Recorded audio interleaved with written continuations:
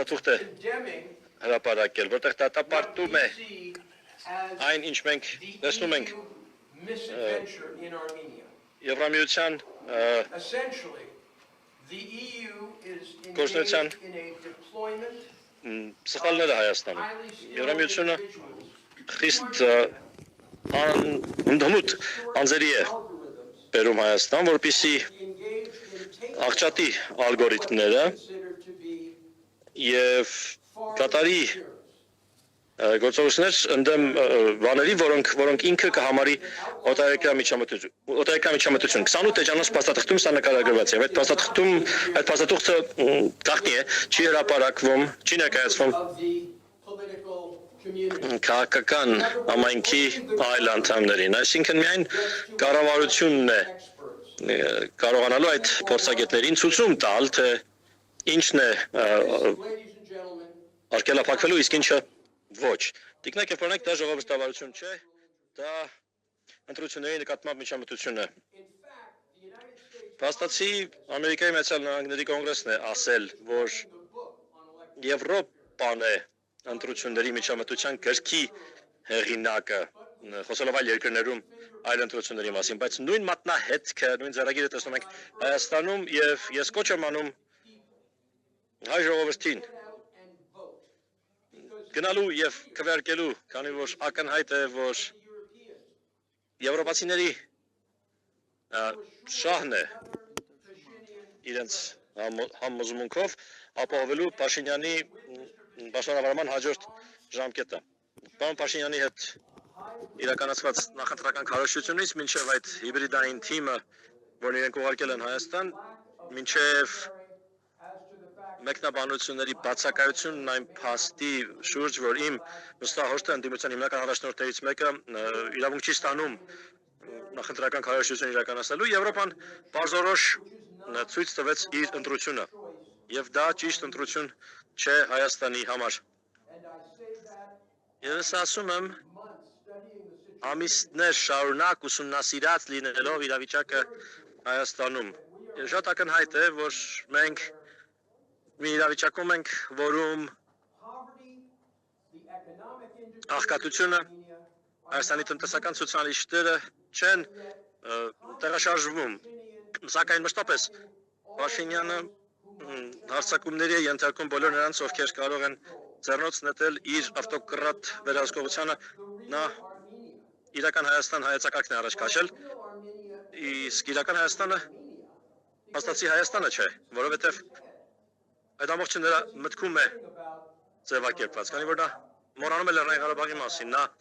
մոռանում է եկեղեցու մասին, որն ուզում է վերակառուցել։ Նա երկիրը նորովի է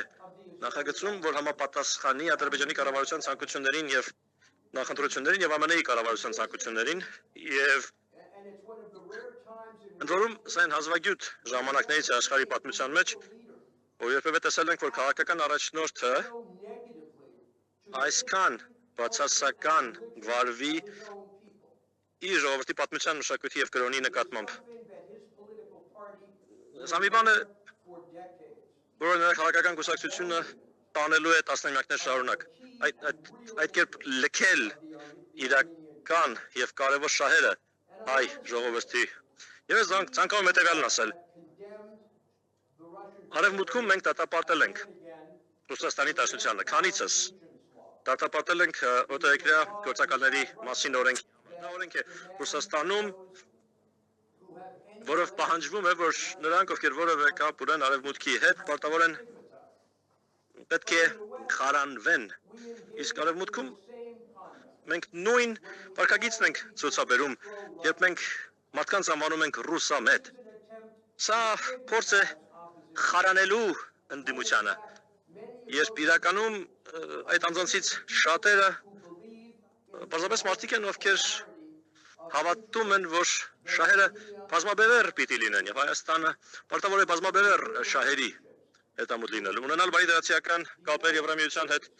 Ամերիկայի Միացյալ Նահանգների հետ, Թուրքիայի եւ այլ երկրների հետ։ Սակայն գաղափարը նա չէ, որ երկբևեռ այսպիսի ընտրություն ներկայացվի արևելքի եւ արևմուտքի միջեւ։ Գաղափարն այն է, որ օգուտներ կաղվեն երկրի կապերից, հարաբերություններից, այնպես կաղվեն, որ Հայաստանի ժողովուրդը զգա իրենց կամ իր մաշկի վրա տեսնի կտրուկ փոփոխությունները, որոնք կարող են տեղի ունենալ այն դեպքում, երբ ես քաջ գիտեմ իմ ըստահորտը Սամվել Կարապետյանը, այնպիսի մարդ է, որ ով ունի այդ կոնտակտները, այդ կապերը, ով ունի այդ ձևավորած այդպիսի հարաբերություններ եւ մարդ է, ով գործարար եւ բարոյական կյանքում հաջողության է հասել։ Իմիջիայլոց քաղաքականություն մուտք գործելու դրա միակ պատճառը եղավ հետևանքն այն եկեղեցու նկատմամբ բացարձակ ապօրինի հարձակման եւ նրան բանտարկելը նրան շատ ժամանակ տվեց, որ նա մտածի եւ տեսնի, գիտակցի, թե ինչքան կարեւոր է ինչ որ բաներ անել Հայաստանի համար հետագա մի քանի տարիներին, որպեսզի դուրս գա այս ահավոր ընտրությունից, որը պարտադրվում, թելադրվում է Հայաստանին։ Ընդ որում ես ցանկանում եմ կրկին ընդգծել հետևյալը։ Ընդգծել, որ պատմությունը շղթելը, պատանդների իրողությունը շղթելը, այն փաստը, որ ոչ ոք պատրաստ չեղավ դա առաջ քաշել, վախենալով պարոն Ալիևի փխրուն էգոից եւ կառնվածքից, դա արտարացում չէ, դա ընդամենը վկայում է քաղաքական վախկոտության մասին, իրեմս պարոն Փաշինյանի։ Ես տարեց մարդ եմ եւ այս իրավիճակը ինձ հիշեցնում է այն ժամանակը, երբ իրանցիները պատանդներ վերցրեցին մի քանի տասնամյակ առաջ Ջիմի Քարտերի նախագահության օրոք եւ իրանցիները հավատացած էին, որ Ջիմի Քարտերը ռազմական որևէ գործողություն չի կատարի, բայց երբ Ռոնալդ Ռեյգանը հզոր անձ եկավ դարձավ նախագահ, իրենք ժամերի ընթացքում պատանդներին ազատ արձակեցին։ Ժամանակն է, որպեսզի փոփոխություն տեղի ունենա Հայաստանում։ Եվ ես հավատացած եմ, որ եթե կստակ այս ձեռնարկը, ձեզ հասկանալի կդառնա, որ Եվրոպական քաղաքական համայնքի գագաթնաժողովը, որ այստեղ տեղի ունեցավ առանց եվրոպական իրավունքից բխող որևէ իրավական թույլտվության։ Եվրոպական իրավունքի մեջ որևէ հիմք չկա, որպեսզի աշխատանքային խումբ ուղարկվի այստեղ, որպեսզի միլիոնավոր եվրոներ այստեղ ծախսվեն աջակցելու համար պարոն Փաշինյանին եւ աջակցելու համար այս գաղափարը, թե մենք ռուսական սպառնալիքը պիտի մտահոգիչ լինի, երբ մենք քաջ գիտենք, որ ադրբեջանցիները ներկայացված են այլ երկրները, ներկայացված են եւ որ ամենամեծ վտանգը ազատ եւ արդար ընտրությունների համար Հայաստանում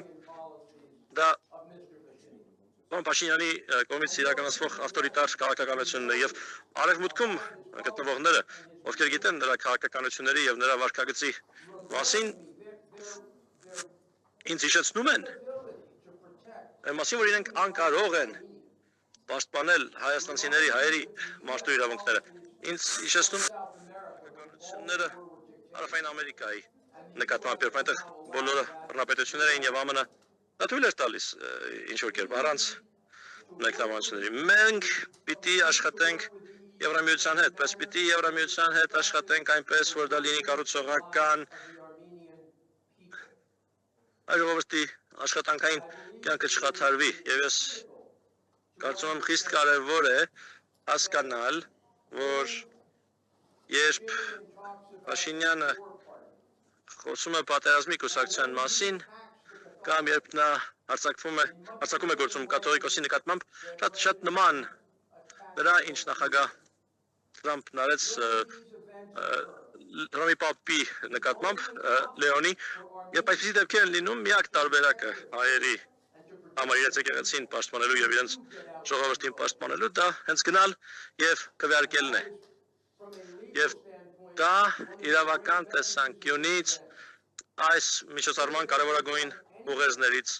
մեկն է։ Եթե ուղերձը որևէ բան տվել է, ապա ես հույս ունեմ եւ աղոթում եմ, որ բարձրացել է հայերի քաղաքական